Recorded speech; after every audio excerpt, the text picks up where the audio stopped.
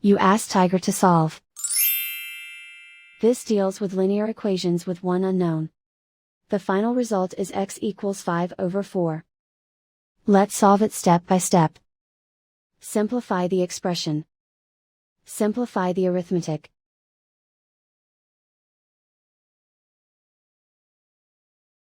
Group all L terms on the left side of the equation.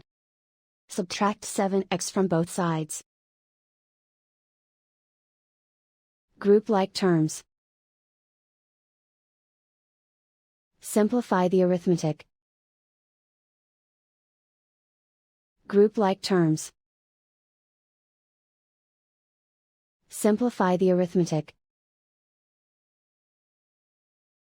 Group all constants on the right side of the equation.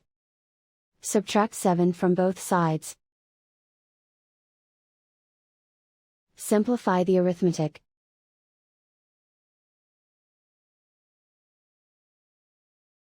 Isolate the L. Divide both sides by -4. Cancel out the negatives. Simplify the fraction. Cancel out the negatives. And so the final result is x equals 5/4.